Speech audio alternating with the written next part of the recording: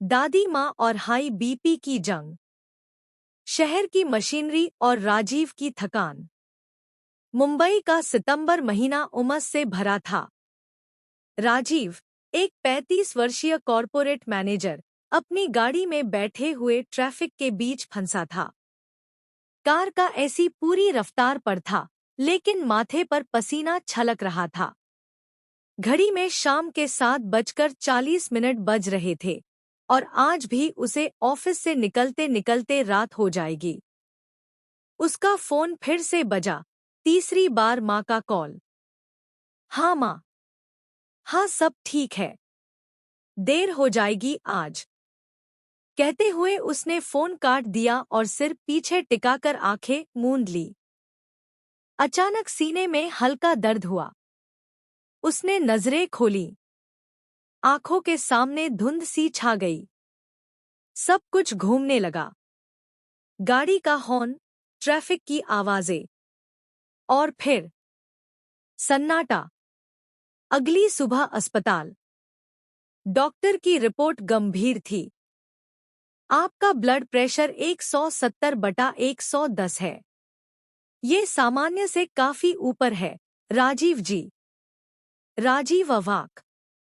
लेकिन मैं तो फिट हूं। रनिंग करता हूं। डॉक्टर मुस्कराया नहीं। तनाव, अनियमित खानपान, नींद की कमी, ये सब मिलकर हीरो को भी बीमार बना देते हैं। माँ का आंसू और दादी का नाम। राजीव के छुट्टी पर घर पहुंचते ही माँ ने रोते हुए गले लगाया। तेरा चेहरा देखो, बिल्कुल बुझ गया है बेटा। राजीव को माँ की गोद में सिर रखे कितने साल हो गए थे। और अचानक ही याद आ गई, दादी माँ। माँ, मैं कुछ दिन गांव जाना चाहता हूँ। दादी से मिलने। माँ ने आश्चर्य से देखा, फिर सिर हिलाया। शायद वहीं से तेरा असली इलाज शुरू होगा। मिट्टी की खुशबू और दादी का दरबार। राजीव जैसे ही गांव पहुंचा, दादी बरामदे में तुलसी के पास बैठी थी। आंखों पर चश्मा और हाथों में देसी चटनी पीसती हुई। आ गया मेरा राजू। देख, अब भी वैसा ही दुबला है। राजीव रो पड़ा। दादी, बीमार हूं। ब्लड प्रेशर बढ़ गया है। दादी ने एक बार भी चिंता नहीं की, बस मुस्कराई। शहर की बीमारी, गांव की मिट्टी ठीक करेगी। मैं हूं ना। करी पत्ते और कोलेस्ट्रॉल की लड़ाई। राजीव अब पहले से ज्यादा मजबूत महसूस करने लगा था। सुबह की दिनचर्या, हर्बल चाय, हल्का खाना, सब कुछ एक लय में था। आज दादी ने नाश्ते में जो परोसा, वो था उपमा, लेकिन साथ में करी पत्ते की चटनी। राजीव ने कहा, दादी, ये तो बहुत स्वादिष्ट है। दादी हंसी। ये सिर्फ स्वाद नहीं बेटा, दवा भी है। करी पत्ता दिल की रक्षा करता है, कोलेस्ट्रॉल घटाता है और ब्लड प्रेशर को कंट्रोल में रखता है। उस दिन राजीव ने कुछ महसूस किया। सिर हल्का लग रहा था और दिल शांत। दादी बोली, हर बीमारी का इलाज सिर्फ गोली नहीं, बल्कि जीवन शैली है। समझ रहा है ना राजू? के किस्से और दादाजी का इलाज।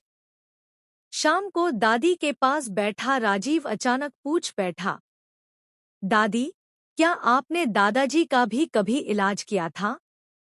दादी का चेहरा चमक उठा। तब की बात और थी। तेरे दादाजी को भी बीपी हो गया था एक बार, लेकिन उन्होंने कभी अस्पताल का मुंह नहीं देखा। दादी ने बताया कैसे उन्होंने त्रिफला, अर्जुन की छाल और ध्यान से दादाजी को ठीक किया था। दादाजी हर सुबह नदी किनारे बैठते, आंखें बंद करके लंबी सांसें लेते। और सबसे जरूरी, उन्होंने गुस्सा करना छोड़ दिया था। राजीव ने धीरे धीरे समझना शुरू किया, ये केवल जड़ी बूटियां नहीं थी। ये तो सदियों की परंपरा और संयम की विद्या थी। गांव के बच्चों के साथ नई दोस्ती। अब राजीव हर सुबह दौड़ पर जाता तो गांव के 4-5 बच्चे भी साथ दौड़ने लगते। राजीव ने सोचा, क्यों न इन बच्चों को हेल्थ और हर्ब्स के बारे में सिखाया जाए। एक दिन वह दादी से पूछने लगा, दादी, क्या हम सबके लिए एक छोटा सा क्लास चला सकते हैं? दादी की आंखों में चमक आ गई। क्यों नहीं? अब तुझे बस अपना ज्ञान बांटना है। ये तेरा अगला इलाज है, दूसरों को भी स्वस्थ करना। अब हर शाम दादी और राजीव गांव के चबूतरे पर बैठते, बच्चे और बड़े सब आते, कोई ब्लड प्रेशर की बात करता, कोई पेट की। और दादी बिना किताब के जवाब देत है। डॉक्टर की चिट्ठी और रिपोर्ट। 3 हफ्ते हो चुके थे गांव आए हुए।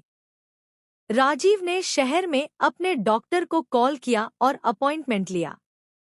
जब वह चेकअप के लिए गया, डॉक्टर ने ब्लड प्रेशर मशीन लगाई और फिर रिपोर्ट देखी। 130/85। ये तो नॉर्मल है राजीव। डॉक्टर ने पूछा, क्या दवा ली थी? राजीव मुस्कुराया। दादी माँ की। डॉक्टर ने सिर हिलाया। वाकई, जो काम मेडिकल साइंस नहीं कर पाई, वो गांव की मिट्टी ने कर दिया। ब्लॉग की शुरुआत। शहर लौटने से पहले राजीव ने एक बड़ा निर्णय लिया। दादी माँ के नुस्खे नाम से एक ब्लॉग शुरू करना। राजीव ने दादी के सारे नुस्खों को लिखा, फोटो ली और छोटी छोटी वीडियो रिकॉर्ड की।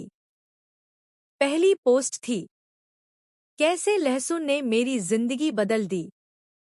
ब्लॉग पर लोगों की प्रतिक्रिया आने लगी। मेरी माँ भी यही करती थी। कृपया नींद की समस्या के लिए कुछ बताइए। क्या आप हर दिन एक नुस्खा शेयर कर सकते हैं? राजीव को लगा, दादी का ज्ञान अब सीमित नहीं रहेगा, ये अब दुनिया में जाएगा। शहर वापसी, लेकिन नए राजीव के साथ। राजीव अब वही आदमी नहीं था जो गांव आया था। उसके चेहरे पर आत्मविश्वास था, दिल में सुकून और आंखों में उद्देश्य। ऑफिस लौटकर उसने एक नई शुरुआत की। लंच में अपना टिफिन, दोपहर में ध्यान, मीटिंग में संयम और रात को मोबाइल दूर रखकर नींद। सहकर्मी पूछते, राजीव, क्या कोई योगा सेंटर ज्वाइन किया? दादी के अंतिम शब्द। 6 महीने बाद एक सुबह माँ का फोन आया, बेटा, दादी अब कुछ ज्यादा ही कमजोर हो गई है। राजीव तुरंत गांव पहुंचा। दादी चारपाई पर थी, लेकिन उनकी आंखों में वही तेज था। राजीव उनके पास बैठा, हाथ थामा। दादी बोली, राजू, अब तू बस एक काम कर, इस ज्ञान को मत खोने देना। लोगों को बताता रह, ये दवा नहीं, धरोहर है बेटा। और फिर एक लंबी सांस के साथ दादी सो गईं। दादी के नाम से नई परंपरा। 1 साल बीत गया। अब दादी माँ के नुस्खे.com पर लाखों लोग आते हैं। हर साल 1 जुलाई को राजीव गांव जाता है, जहां अब एक छोटा सा दादी माँ स्वास्थ्य केंद्र बना है। जहां कोई डॉक्टर नहीं, सिर्फ देसी नुस्खे, परंपराएं और सच्चे अनुभव मिलते हैं। दादी की तस्वीर दीवार पर टंगी है, नीचे लिखा है, सादा जीवन, सच्चा इलाज, दादी माँ की तरह।